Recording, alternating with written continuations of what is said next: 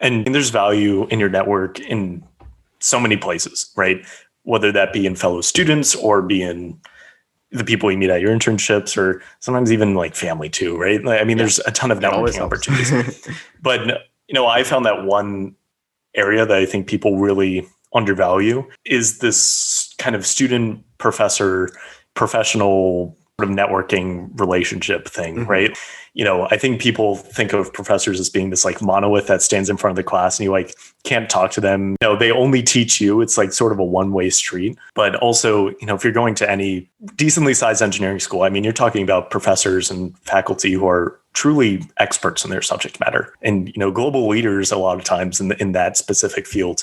And if the professor is teaching your class is someone who you think could potentially be a good connection within your network, I mean, try to strike that up. Try to, go to office hours or try to learn more about their research. Professors love talking about their research. Oh, yeah. And a lot of times they have a ton of interesting stuff to say about it. And I think further, this goes back to something which I've tried to build in as a philosophy of mine in my last few years of undergrad is trying to make that interaction between student and professor not to be so kind of this combative relationship, right? Like the professor's trying to throw a grade at you that you don't want, and they're trying to make you stressed out with all this homework and all these exams.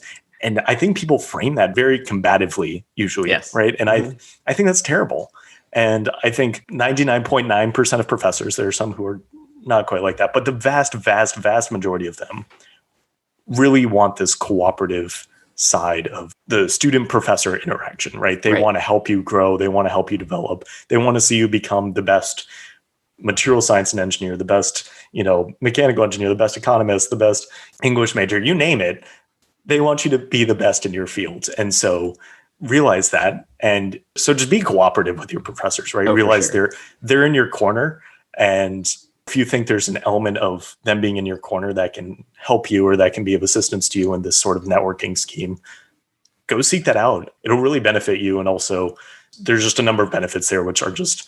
Oh yeah, no, I completely agree. And to be quite honest, I really wish that I developed more relationships with professors from the mentor standpoint or the professional standpoint throughout my 4-5-year career at school. It was almost like I felt like a little bit scared to go to the professor, especially during office hours, and have that one-on-one conversation, because I would just think, oh, like, I don't know anything that's going on in this class until like the day before the test, right? And then it's like, oh, what can I talk about? But really, they're humans too, and they would want to talk about anything. They just want to help you. And it's not like they're aiming to fail you or to give you a bad grade. That's not at all what it is.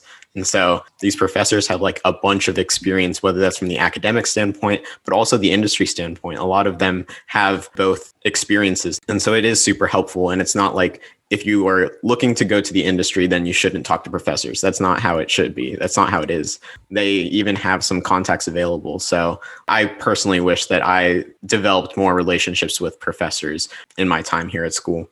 And it can be tough. And I especially think part of the problem with that is especially in that first year in particular, right? Especially as an engineering student, a lot of the classes you're taking are massive, right? Yeah. I mean, I know my physics class, my first year, just our one lecture, I think we were actually in the same class, was 250 students just in the hall, right? Yeah. And then that same professor was teaching 4 separate sections.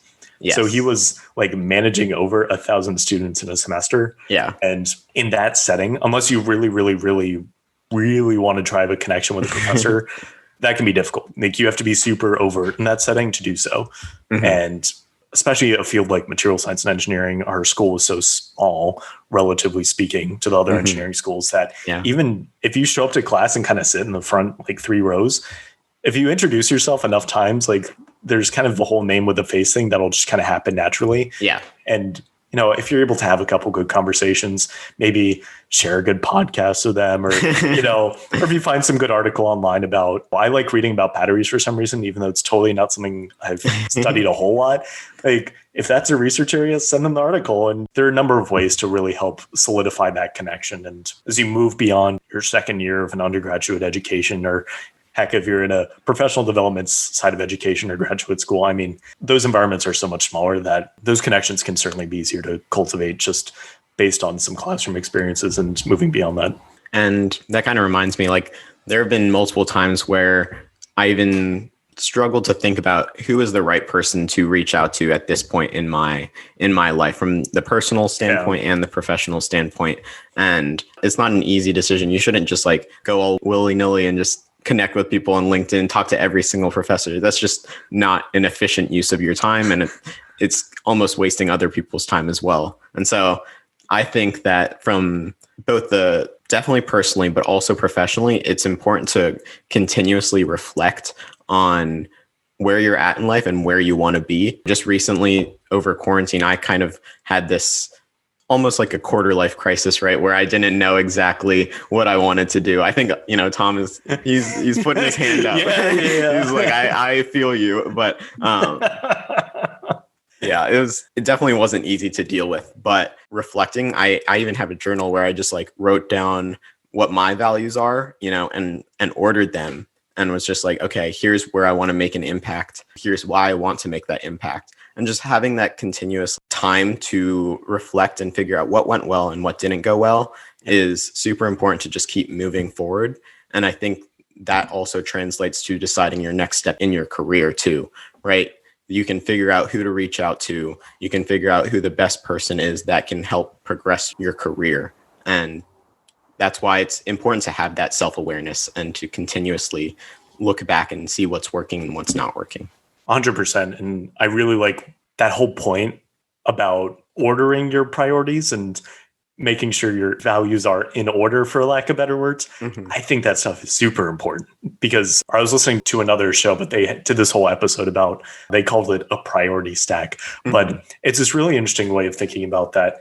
It's just super important to set your priorities for what you care about in different aspects of your life. And I know when I was looking into my next step coming out of undergrad, I had as it pertained to grad school, I kind of had a list of my priorities that mattered there. And for industry, I had a certain list of priorities that mattered. And perhaps I should have meshed them together a little bit more. And I think that was sort of a mistake on my part. But, thinking about what mattered when I was considering different opportunities and saying, how do these different things stack up? And it's a great way of framing it, because there's a lot of priorities to consider when making any complex decision, right? You can't just, and maybe this is a little bit of a digression, but self-reflection is just super important, especially as I also navigated one or two quarter life crises this year. So I'm with you there.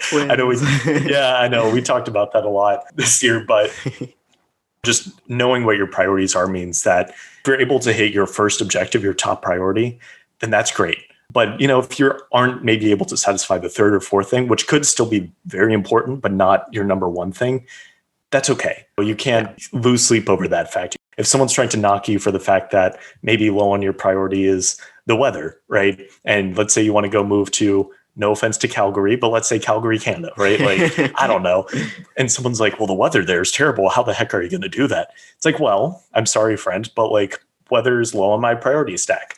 And don't knock me for that, because that's just not as important to me. Completely agree with that. And the way you framed it, priority stacks, is very effective. And just one little thing to add on to that is keep it visible as much as you can. I try to print out my short-term and long-term goals and just keep that in front of me, whether that's in my workspace or in my room. And that's something where, as long as it's in front of me, as long as I see it every day, it kind of keeps that mindset the same. And you're not focused on getting this homework done and getting these minute tasks done, when you could better spend your time like working on your long-term goals, like the job search or your side project that's doing really well, right? Yeah. So it's just good to keep that all in perspective. No, absolutely. It is super important. And if y'all want to hear more about priority stacks, we can certainly post that in the show notes.